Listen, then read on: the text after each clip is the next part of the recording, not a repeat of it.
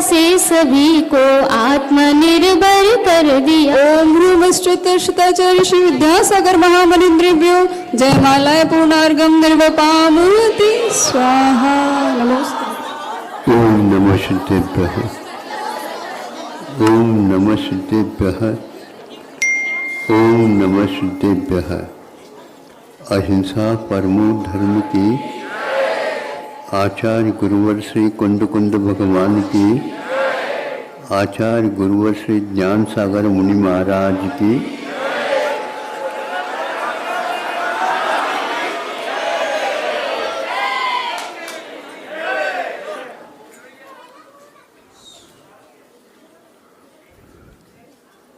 विश्व में सभी लोग प्राय करके किसी न किसी पहनाव से अपने आप को सुरक्षित करते हैं।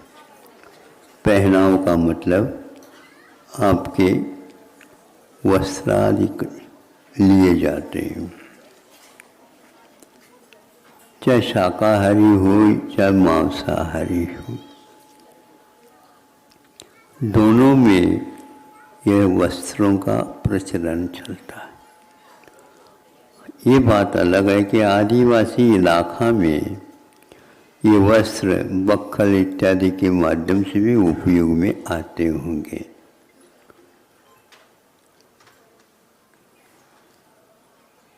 आहार चाहिए तो उसमें मांसाहार भी लोग करते हैं, आहार चाहिए तो शाकाहार का भी उपयोग होता है। ये तो स्वीकारना ही है कि मांसाहार का प्रचलन भी अनादिकाल से था, लेकिन बचपन से नहीं था। उत्पन्न होते ही मांस खाता हो ऐसा कोई भी जीव नहीं है, एकाध अपवाद बात अलग है। वस्त्र के बिना भी कुछ दिन वह घूमता रहता है, लेकिन आहार के बिना नहीं। भारत में हमेशा हमेशा इस तथ्य को नज़र में रख कर के शाकाहार का प्रचार प्रसार हमेशा हमेशा किया, या वस्त्रों के माध्यम से अथवा भोजन पानी इत्यादि के माध्यम से। तो अब यह प्रश्न उठता है, विश्व में सबसे ज़्यादा मांसाहारी हैं, तो शाकाहार से क्या मतलब होता है, उसका क्या प्रयोजन है?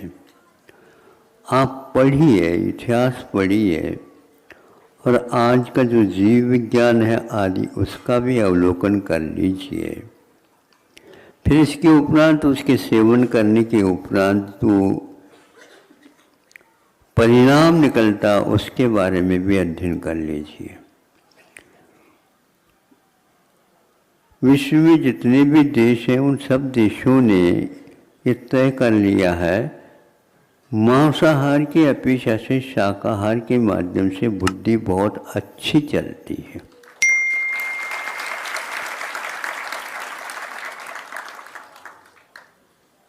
बुद्धि को चलाने के लिए कोई न कोई आहार पोषण तत्व आवश्यक होता है। तो उन लोगों का कहना है कि जो मांसाहार का समर्थन करते हैं वो कहते हैं कि इसमें जो तत्व मिलते हैं वह तत्व अन्यत्र नहीं मिलते। ठीक कह रहे हो आप अपने अध्ययन के अनुसार, लेकिन इस बात को वैज्ञानिकों ने भी स्वीकारता दी है कि जो तत्व मांस में मिलता उससे हट करके उसी प्रकार के तत्व गुण शक्ति आदि आदि वर्धक तत्व शाकाहार में भी मिलते हैं। और इससे भी ज़्यादा महत्वपूर्ण तो यह है उसकी बुद्धि के बारे में सोच विचार करते हैं तो बहुत ही आगे बढ़ जाते हैं। यहाँ केवल शाकाहार के अर्थ केवल खान पीन से नहीं और विशेष सूक्ष्म में है, शाकाहार में भी कौन से लेने योग्य है और कौन से नहीं लेने योग्य है, इसका यदि बारीकी के साथ अध्ययन होता है तो कल एक सांसद जी आए थे, शायद संभव यही के इसी कार्यकाल में, यही के कार्यकाल है वो, हाँ, तो किसी एक व्यक्ति ने उन्हीं के साथ जो आए थे उन्होंने कहा कि महाराज ये शाकाहारी है और विशेष रूप से स्वयं बताएंगे, हाँ महाराज, हमारे घर की परंपरा के अनुसार, खानदानी परंपरा के अनुसार हम क्षत्रिय होते हुए भी मांस तो लेते ही नहीं, किंतु हम लहसुन प्याज का भी उपयोग, ताली बजाना हो तो अच्छे सभी लोग पूछो, सोचना चाहिए। लोकसभा में जा करके आपके हित की बात करने वाले लहसुन और प्याज आदि का भी सेवन नहीं करते, ऐसे कई सांसद हमारे पास हैं। तो तामसिकता यह बुद्धि के ऊपर अटैक करती है मुख्य रूप से, उसका भी परहेज किया जाता है। तो बल्कि यूँ कहना चाहिए बचपन से कोई भी लहसुन और प्याज नहीं खाता, जैसे शराब का पेय नहीं करते और मांस का भक्षण नहीं करते, तो ये भी आपको विस्मय होगा। जो सिंह होता है, दहाड़ता है, व्याघ्र होता है, चीता होता है, ये सारे के सारे भयंकर मांसाहारी प्राणी माने जाते हैं, किंतु बचपन से क्या खाते पीते हैं ये सोचेंगे। सुन रहे हो? हाँ, तो बचपन से क्या खाते पीते पूछा जाए, अपनी माँ का दूध ही पीते हैं। आपको विस्मय होगा सुन करके, दूध पीना तो किसी का पी नहीं, अपने ही माँ का दूध पिएंगे ताकि जीवन के अंतिम क्षण तक वह तत्व उनमें बने रहे। ये प्राण के रूप में परिवर्तित होकर के उसको जीवन के अंतिम क्षण तक अपने काम देते रहते हैं। इसलिए तामसिकता और मांसाहार आदि से दूर रहने का एक प्रकार से उपदेश दिया जाता है, और 7-8 वर्ष तक तो गरिष्ठ आहार का भी त्याग करा करके और हल्का फुल्का आहार का ही सेवन विशेष निगरानी के साथ बच्चों को कराया जाता है। ऐसे कोई तत्व न पहुँचे इनको जो जीवन में बुद्धि के लिए और शरीर के लिए हानिकारक हो। ये सारी निगरानी पहले रखी जाती थी, लेकिन आज पश्चिमी हवा ने ऐसा मानसून ले आए तो हमेशा वह बरसता रहता है, गरजता कम है, और वह हमेशा हानिकारक तत्वों को ही आपको प्रदान करता रहता है। इससे बचने के लिए इन 2 वर्षों में अनेक वैज्ञानिकों ने स्वीकार कर लिया है कि हमें शाकाहार को छोड़ करके अन्य कोई भी मांसाहार का सेवन नहीं करना चाहिए। स्वयं ने ही इसको स्वीकार किया है। अमेरिका में एक विशेष महत्वपूर्ण जो रईसी जिसको बोलना चाहिए होटल है, जहाँ पर सभी प्रकार के खाद्य व्यंजन आदि का परोसना अनिवार्य होता है, और सब लोग वहाँ पर जाते हैं तो अवश्य उसका उपयोग कर लेते हैं। सुना है उस होटल के मालिक ने भी इस हाहाकार से अध्ययन करके यह निर्णय लिया कि हमारे इस होटल में शाकाहार के सिवाय और कोई मांसाहार का उपयोग नहीं किया। ये छोटी छोटी बातें सुनी हुई पढ़ ले तो बहुत बुद्धि का विकास होगा, लेकिन यह नहीं हो पा रहा।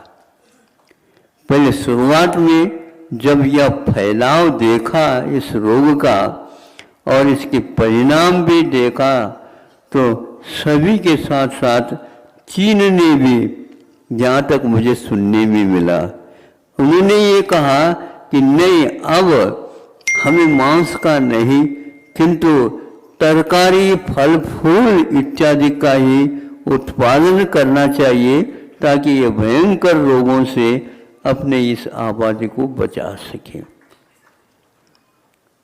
चीन जैसा राष्ट्र भी कह सकता है, जहां पर सुना था कि सर्प भी खाए जाते हैं।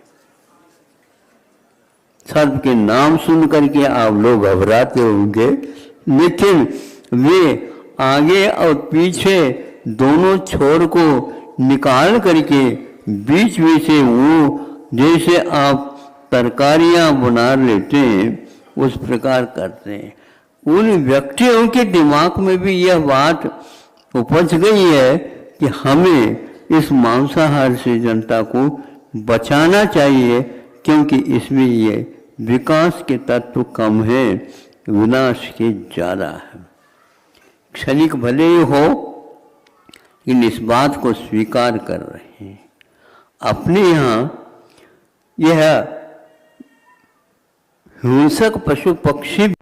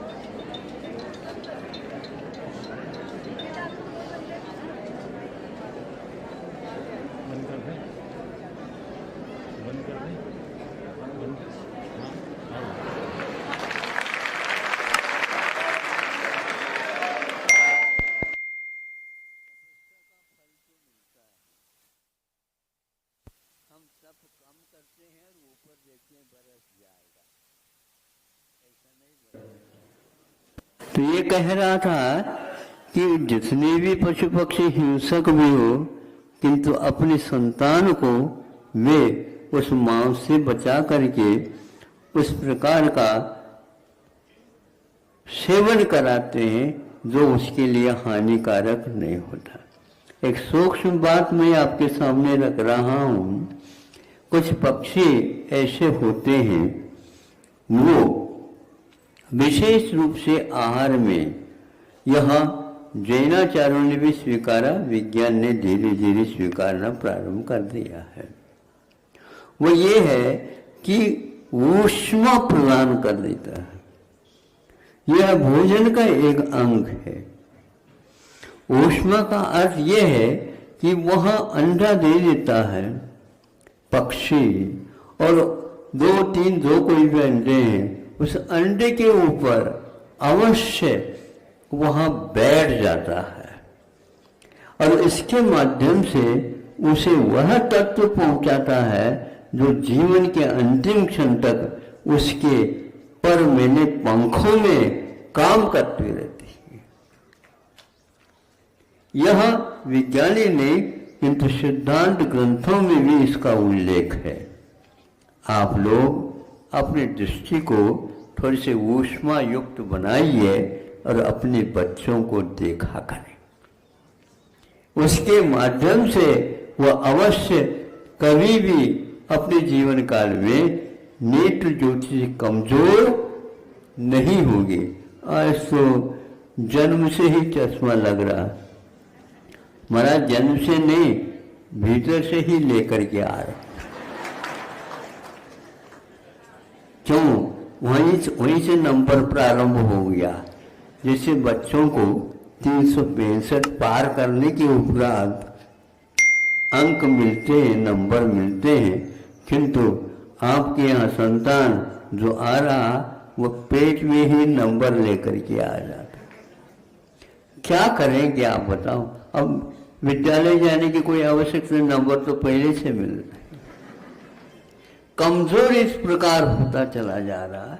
यह शाकाहार के अभाव में ऐसे खाद्य इत्यादि के माध्यम से ऐसा काम हो रहा है। एक और विद्यार्थी जो कि विश्व में उसकी प्रसिद्धि हुई थी, कौन से तत्व से माध्यम से उन्होंने ऐसा शोध किया था, पूछा गया कि ये कैसे आपने हासिल किया? और कुछ नहीं है, घर में हमारे यहाँ और कोई तामसी पदार्थ तो होता नहीं, लेकिन मूली, गाजर, लहसुन, प्याज आदि आदि भी हमारे यहाँ नए सेवन में आता है। उसी का परिणाम है विश्व में प्रसिद्ध जो एक प्रकार के चिकित्सा का केंद्र है अमेरिका में, उसमें उस तरफ से मांग आई थी उसके पास। और वह कहता है कि मैं सब कुछ करने के लिए तैयार हूँ, लेकिन ये ध्यान रखो हम अमेरिका में जा करके आकर के ये कार्य नहीं कर सकेंगे, क्योंकि वहाँ की वायु का परिणाम अलग है। यहाँ पर बाहर जो है यही ठीक है। हाँ, यहाँ पर प्रबंध यदि करते हो, मैं अवश्य इस बात को सेवा देने के लिए तैयार हूँ। उसका विषय क्या था? उसका विषय यह था कि बुरे से क्रिमिनल कोई भी कार्य करता है सभी प्रकार से, तो उसके दिमाग में कौन से ऐसे तत्व है जिसके माध्यम से इस प्रकार की क्रूरता करता है, उसमें कारण क्या क्या हो सकता है। तो उसने ये कहा था कि उसमें यह लहसुन और प्याज भी एक प्रकार से बाधक होते हैं। इसके शोध करने के लिए मुझे इससे मदद मिली, और यह मदद एक प्रकार से हमारे घर में परिवार के लोग हैं उन्होंने किया था। वह विश्व में पहले नंबर में आया था। उस समय राष्ट्रपति महोदय कौन थे? वह कलाम साहब थे। उन्होंने कहा, अरे मुझे तो 80 वर्ष लगे वैज्ञानिक होने में, तुमने तो छुटपन में ही वैज्ञानिक कह रहा मुझे बहुत गौरव है कि यह इस प्रकार के आज भी संतान के हित के बारे में सोचा जा रहा। आप लोग क्या सोच रहे हैं? विदेशी साहित्य पढ़ने से यह काम नहीं चलेगा। अब दूसरी बात हम आपके लिए कहना चाहते हैं, आचार्य कुंद देव ने क्या कहा, आचार्य अन्य जो है शास्त्रकारों ने क्या कहा, वह बहुत सूक्ष्म विषय है। वह यह है कि कुंद कहते हैं मांसाहार तो करना दूर की बात है, मांस को छूना भी नहीं चाहिए। छूने के उपरांत भी उसके संस्कार घंटों में महीनों तक रह सकते हैं और आपके लिए वह अटैक कर सकते हैं। ये कहानी का प्रवचन सार में लिखा। इसलिए मुनि महाराज श्रमणों को उन्होंने आगाह किया है कि यह चीज यदि रहती है इसको पहले दूर से आप त्यागो, नहीं तो उसको छुओ ही नहीं, अंतराय करके आ जाओ, क्योंकि उसका एक भी तत्व अपने लिए नहीं आना चाहिए। छूने से भी करोड़ों जीवों का वध होता, ऐसा कहा है। इसलिए अपने यहाँ जो दूध का विधान है, उस दूध के विधान में भी वह शाकाहारी कब तक बना रहता है, वह मांसाहारी के समान कब बनता है, इसका भी उल्लेख मिलता है। उन तत्वों से बचने के लिए हम लोगों के लिए आदेशित किया गया है। वह अंतर्मुहूर्त से यदि दूध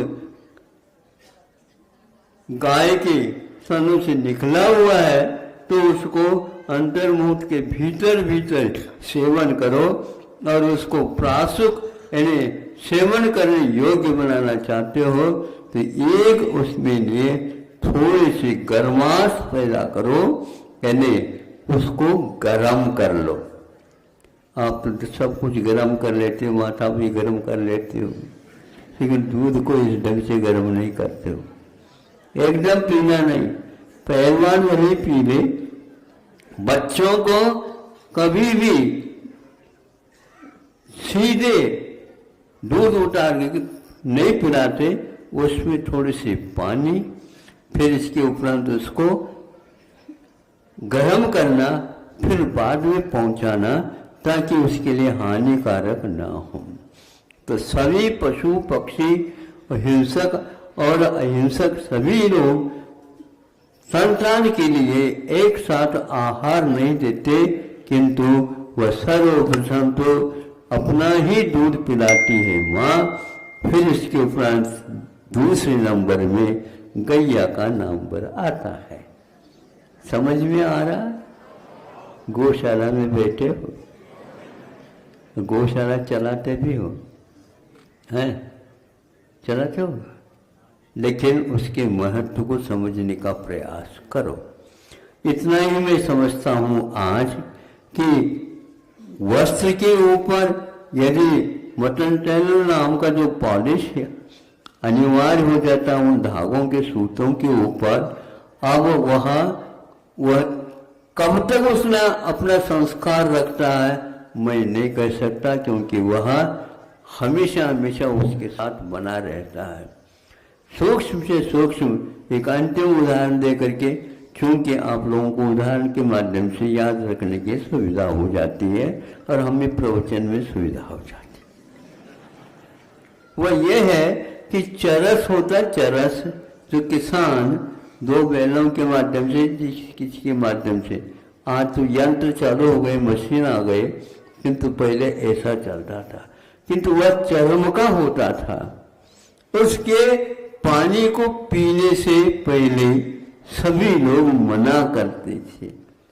हम उसको देकर के मना के इतने कितने पवित्र और सफेद और स्वच्छ साफ पानी आ रहा, पीने में क्या नहीं, वहां उस चरस से संबंध रख करके पानी आ रहा है, इसलिए हमारे भीतर उसका एक भी कण पहुंच सकता है, भयानक रोग पैदा कर सकता है। भयंकर रोग जो हो रहे हैं आप लोगों के लिए, यही विदेशी भोजन के कारण ऐसा हो रहा। अब यदि आपको अपने आप से बचाना चाहते हो कोरोना जैसे महारोगों से, तो शास्त्रकारों की बात समझ में आना चाहिए। और उसी प्रकार पूर्व में जो आहार की विधि चलती थी उस प्रकार ले आएंगे, क्योंकि यह आज हथकरघा का आप लोगों ने कहा था कि आज दिवस है, एक ही दिवस नहीं होता है। यह खादी का इतिहास आप पढ़िए और उस किताब की जो प्रस्तावनाएं लिखने वाले हैं नेहरू जी के पिताजी है, ध्यान रखो। नेहरू जी ने इसके बारे में कुछ कहा ही नहीं, बल्कि कुछ विरोध किया। उन्होंने अपने इन पंक्तियों के माध्यम से अपने पिताजी के मौलिक सिद्धांत को ही विरोध के विषय बनाया था। ये ध्यान रखना, पश्चिमी शिक्षा का ये परिणाम है। अहिंसा परमो धर्म।